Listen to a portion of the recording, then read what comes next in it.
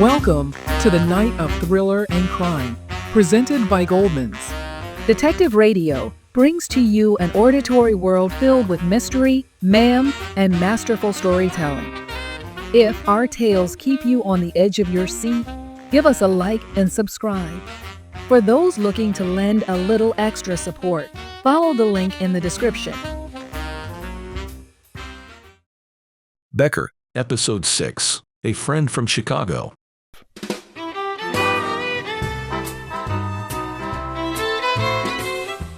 Where are we going? 514. Down at the end of the corridor and through that door. There's two rooms off to the right, 514 and 512. Private. You'd need privacy for this, Sergeant. Who found her? The chambermaid. She's waiting for you downstairs. In here. Looks all right. Clean as a pin. She's... Through that door. In the tub. How long's she been there? I don't know, Neil. Not long. Strangled. Looks like it. She can't be more than 18. You got any idea who she is? No. Well, whose room is this? It's registered to a Miss Angela Oxenham. You know anything about her?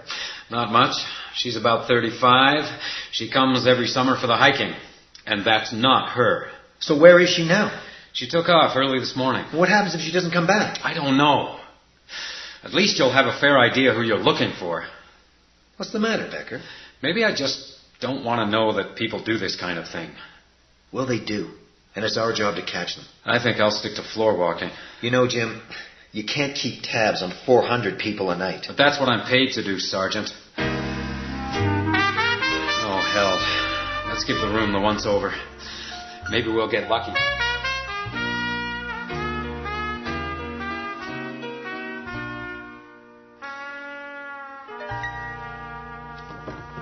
Nothing. Not quite. What do you make of these? Hairpins? Don't all women have hairpins? Most women have more than two, and they don't keep them on the floor. Couldn't they belong to her in the bathroom? She's wearing it loose. Anything else? No. But then the room's been cleaned. Cleaned? The chambermaid, before she found the body. I guess it's about time we talked to her. What's her name? Jenny Pine. I did just like I did every day. I made up the bed, did the dusting, then I went into the bathroom, and there she was. Can you believe that? I was in there all that time with a dead person. And what time was that, Jenny? That I found her? About what time? I don't know. It's my last room. You do the whole floor, Jenny? Only the even numbers, 500 to 510. Then there's 512 and 514 in the alcove. And you start at 8 o'clock? Yes. And it takes you... About half an hour for each room.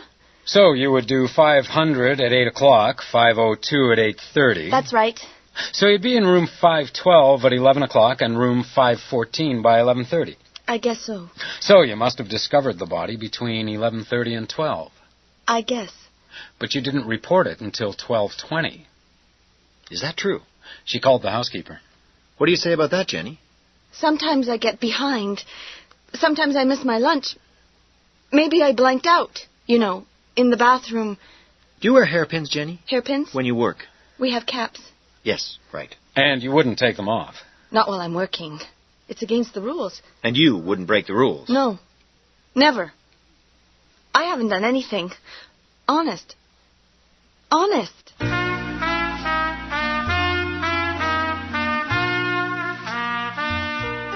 Murder makes everyone feel guilty.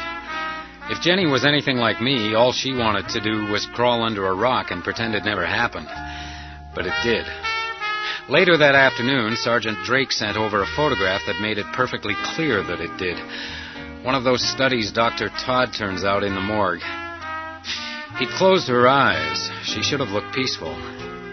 If you could ignore the shadows spreading out from the bruises on her neck, she probably did.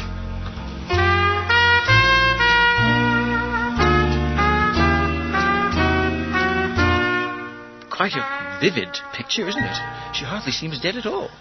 Do you recognize her? I'm afraid not. I thought you recognized everybody. Well, the husbands, yes, they register.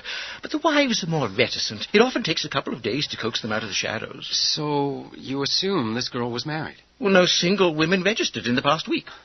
So where's her husband? Why hasn't he reported her missing? Yes? Oh, yes. Ask her to wait. Thank you.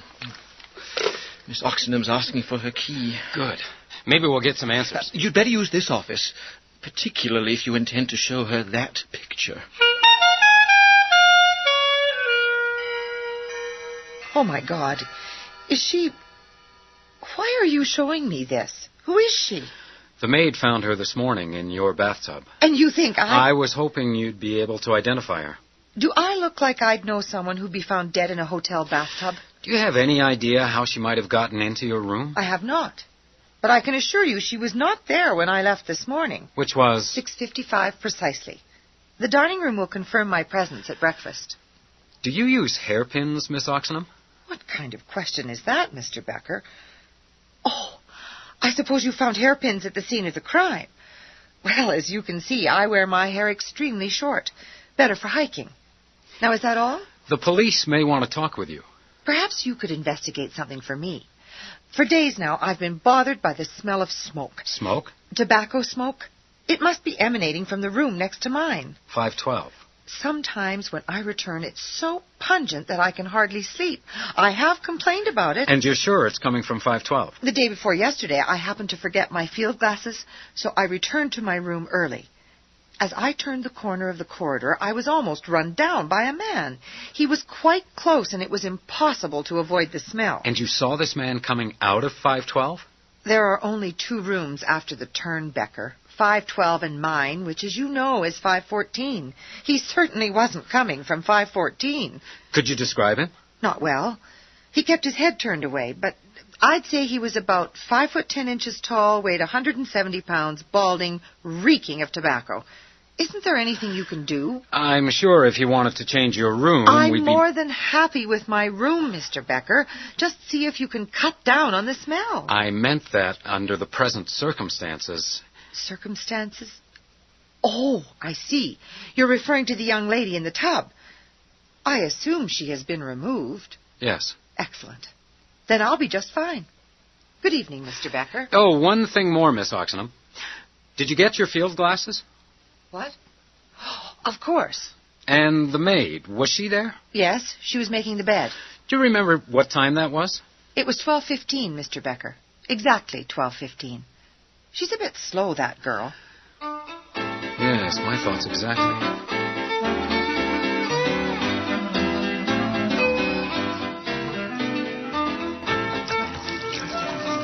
There you are, Becker. A Puritan special with a twist. Thanks, Keith.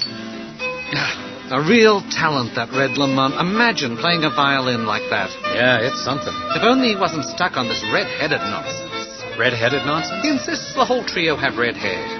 You don't like it? But it's all right for him. His hair's red. But look at Rudy Rang. Who? The clarinet. He's a real artist, Becker. Has a smoky blue tone. What's he want to waste his time with hair dye? It's humiliating. Still sounds okay to me, Keith. That's good, because he's coming across the floor. Who? Red Lamont. Duty calls, Becker. Excuse me, Becker. Red? Got a couple of minutes? Sure. What's on your mind? Probably nothing, but you see, Becker, I'm a kind of anxious guy. I hate surprises. That doesn't sound like jazz to me. It's kept me alive. The truth is, I need a little help. I'm listening. It's like this. This morning, I go down to the front desk, like I do every morning, pick up the mail, messages, that sort of thing. I noticed there was a message for Rudy. The clarinet player. That's him. There's a message from a friend from Chicago. I didn't think a lot of it until I gave it to Rudy. Well, that boy went white. White. So naturally, I begin to think, what's this about? And I think back to the last place he played. Which was? The Pink Cat. A speakeasy in Chicago. He hung with some real yeggs. Hard cases. You catch my drift? I'm not sure. It occurs to me that Rudy may have run afoul of one of those lads. Not a hard thing to do when your dealings involve the long green. Money, Becker. He could be in a lot of danger. You want me to talk to Rudy? No, sir, no. He's a very private boy. I don't appreciate that at all. Might leave the band. Clarinet players are not that plentiful in the Rockies. Particularly clarinet players with red hair. You catch my drift? I just want you to watch out for him a little. I'll look around. You're a prince, Becker. One thing, though, Red. Yeah? Why's the whole band have red hair? It's the Red Lamont Band. You really mean... You gotta set some standards.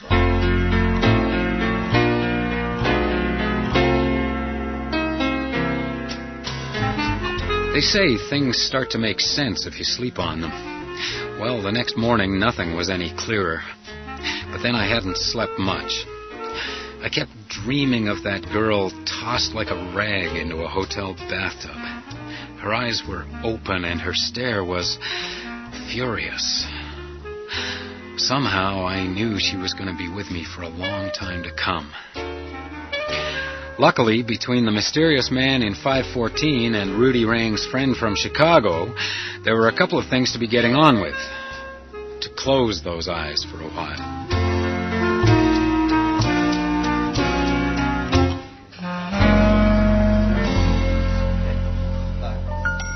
She certainly did complain, and believe me, Miss Oxenham has her own unique and forceful style of complaint. I can imagine. But frankly, Becker, I have some sympathy for her. We'll all be happier when the tobacco weed is stamped out for good. I'm sure we will, Mr. Hickey, but right now I'm more concerned with the man in 512. 512? Well, there's no one in 512. 512 is empty? There was no one in 512 when Miss Oxenham complained, and there has been no one since. As long as we didn't need the room, I thought I'd avoid any more encounters with the lady. You're sure about this? Am I not making myself sufficiently clear, Becker? Sorry. Do we clean empty rooms? Once a week. They're aired out and dusted.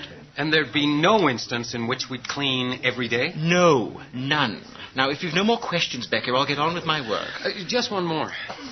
Do we have any guests at the moment from Chicago? I assume you have a good reason to request this information? Yes, sir.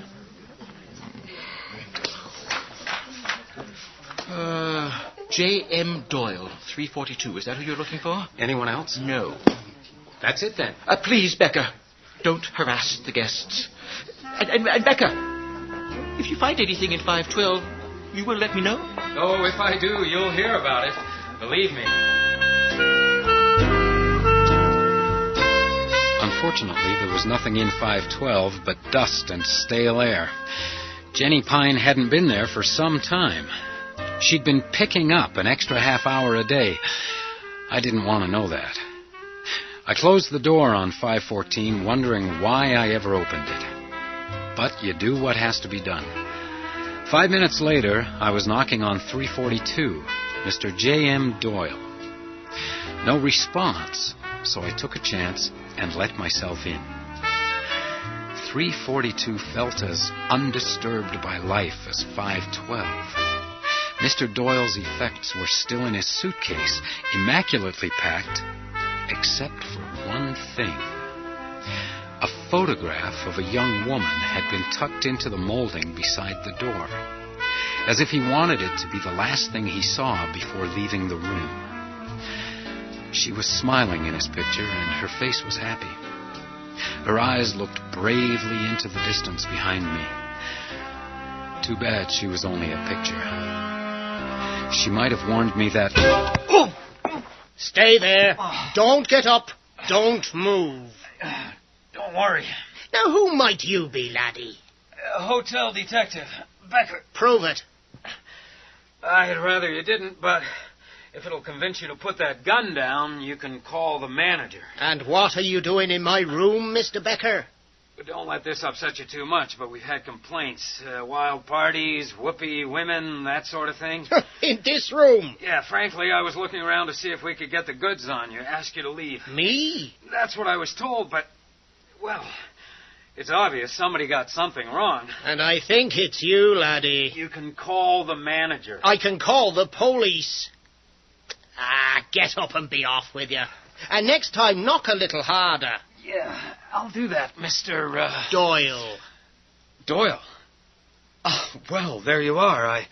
I was supposed to be rousting a Mr. McFarlane. Get out of here. Oh, Becker, do you know her? Who? Who? That young woman whose picture you were eyeballing when I struck you down. Oh, should I? Don't fool with me, laddie. No, I don't know her. I don't know who she is.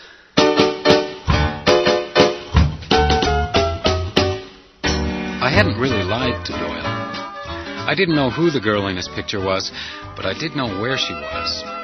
And I guessed that he wasn't going to be too happy about that. Particularly after I got on the phone to Sergeant Drake. You're serious, aren't you? You've done it again. I don't know, Neil, but I do know this guy Doyle knew our girl in the bath. He's got her picture on his door. She was a very pretty girl. Don't get sentimental, Becker. How'd you do it? Pure dumb luck. I was working on something else, and I just walked into it. I'm coming right over. Wait for me in the lobby. I'm going to take one more crack at Jenny Pine. There's something going on that she's not telling us. Who knows? Maybe I can wrap this whole thing up before you get here. I'll be finished in a minute. Don't rush. Mr. Becker, what are you doing here? Just a few more questions. I told you everything I know. You didn't tell me that room 512 was empty.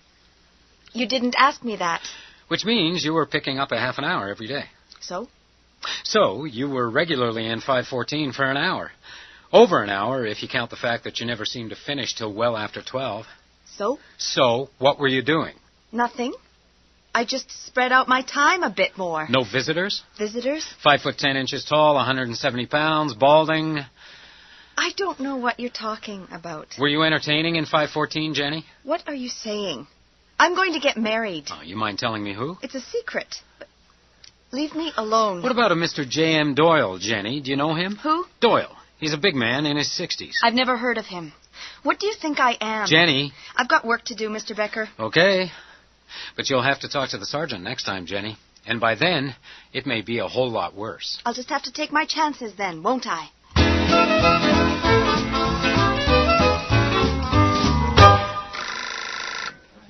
Sergeant Drake's waiting for you, Mr. Becker. He's in Mr. Hickey's office. Thanks, Miss Watts. By the way, do you happen to remember a message for Rudy Rang that came in yesterday? It was from a friend in Chicago? No. Yes, I think I do. Could you remember the person who left it? No, it was around 11, checkout time. Quite a crowd. It might have been a young woman, but I'm afraid I just found it on the desk.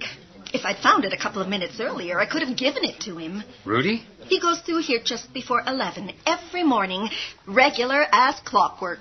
Thanks. Becker, glad you could make it. Let me introduce... I've already been introduced to Mr. Doyle. Yes, you told me. But I don't think you've been introduced to Captain Doyle of the Chicago Police Department. Retired. Pleased to meet you, Becker. You decided to tango with a veteran of the toughest police force in America. Not my week. Captain Doyle's visiting us on a missing persons case. You're sure? I'm afraid so. Her name was Marie O'Banion, Mr. Becker. She's 17, a runaway. That's about it. And according to Dr. Todd, she was 3 months pregnant. I'm sorry. She must be damned important to send a police captain all the way to Canada. Her uncle is a very prominent citizen of Chicago. Prominent for what? Mr. O'Banion is in the entertainment business. You mean booze? You got something against alcohol, Becker. It's okay for some. Exactly. Live and let live. If only. Do you know a man named Rudy Rang, Captain Doyle? No, I don't believe I do. Used to work at the Pink Cat. It's a speakeasy in Chicago. I know the Pink Cat. Who's Rudy Rang? Something else I'm working on. I don't suppose the Pink Cat would have anything to do with Mr. O'Banion. It might. But you don't know Rudy Rang. You wouldn't describe yourself as his friend from Chicago? Never met the man. You got something, Becker? Yeah, I think I do. I think we should have a talk with Mr. Rang. Let's go. Are you coming, Doyle? No, sir. I'm afraid I have a less enjoyable duty to perform. Of course. If you want to join us later, we'll be... Where are we going, Becker? Cabin 12A, up behind the hotel. It's just up here. Why do you think Marie O'Banion never registered at the hotel? Because she just arrived? Right. But Doyle checked in yesterday morning. He must have been on the same train. You think he was looking for her or following her? You think there's something wrong with Doyle? No, but I think he was following her, and I'd like to know why. Yeah, who's there? Becker, hotel detective. Yeah, okay. What can I do for you, Becker? This is Sergeant Drake. You mind if we come in? Suit yourself. Sorry about the mess. Sit down wherever you can. Thanks. You mind? French cigarettes? Whenever I can get them. The secret of the smoky blue tone. I don't... Keith Sharples is a great admirer of your smoky blue tone. Ah, that's great. He's not so impressed with the hair color. He's not the only one. What's this about, anyway? A friend from Chicago. What? Red tells me you got a message yesterday from a friend from Chicago. Yeah? He tells me you worked for some tough guys in Chicago. The Pink Cat, wasn't it? That's right. And he's concerned for your health. Red's scared of his own shadow. It was a fan letter. What's the big deal? The big deal, Rudy, is that the only guest we have from Chicago is not a fan. In fact, he says he doesn't even know you. That only leaves one other possibility. A young girl named Marie O'Banion, also from Chicago, who was found dead in a bathtub. What's that got to do with me? Her uncle's quite prominent in Chicago. Chicago's a big place. He's connected with the Pink Cat. So if I had a dime for every little girl with an uncle who drifted through the Pink Cat... She was 3 months pregnant, you bastard. She came here looking for you. Hold it, Becker. You calm down. And you strangled her. Calm down. You don't know what you're talking about. Oh, yes, I do, Rudy. I do know what I'm talking about. At 11 o'clock yesterday morning, Marie O'Banion was in the hotel lobby leaving a message for her friend from Chicago. I've got a witness. While she was writing, you passed through the lobby as you do every morning at that time. I've got a witness to that as well.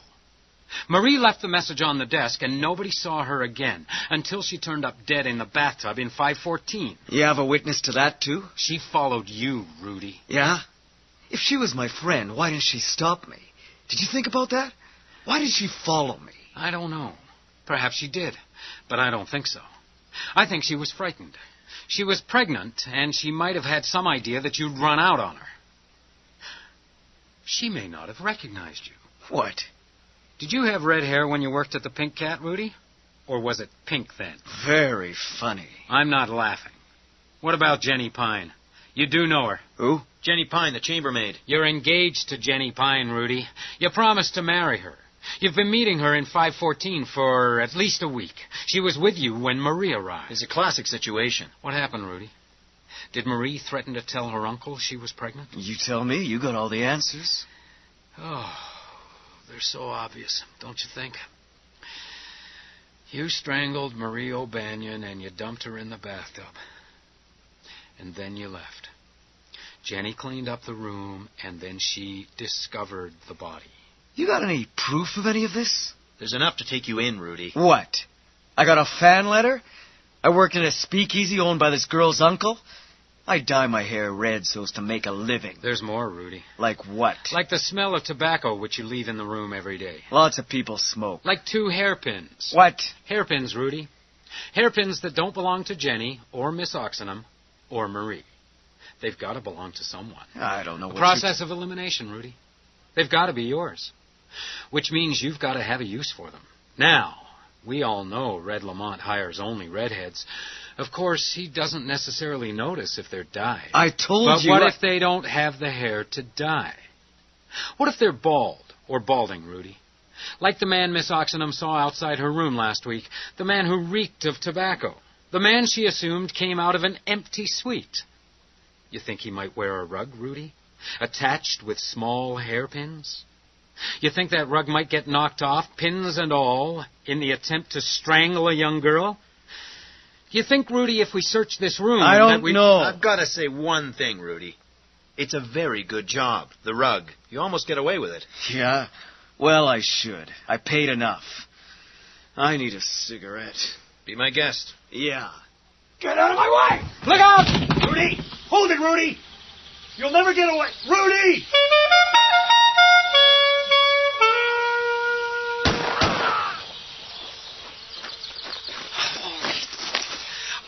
What is...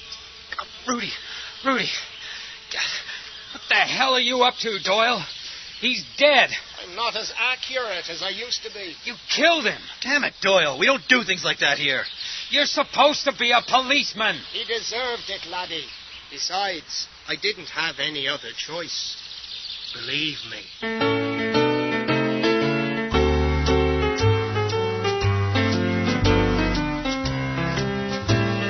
Sergeant Drake picked up Jenny Pine an hour later.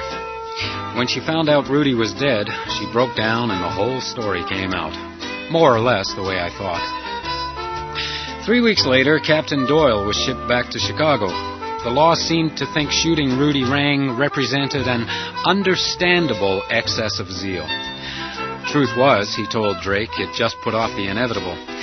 He was hired to find Rang, not lose Marie. The minute she turned up dead in the bathtub was the minute he died. Of course, he hadn't fallen over yet, but they'd be waiting back in Chicago to give him the final push. He just wanted to take the man responsible with him before he went. Red Lamont found a new clarinet player, apparently a real redhead this time, and within weeks everybody had forgotten about Rudy Rang and his smoky blue tone. It'll be a long time before I forget Marie O'Banion's furious eyes. And you were listening to A Friend from Chicago, Episode 6 of Becker, written by Martin Kilsch.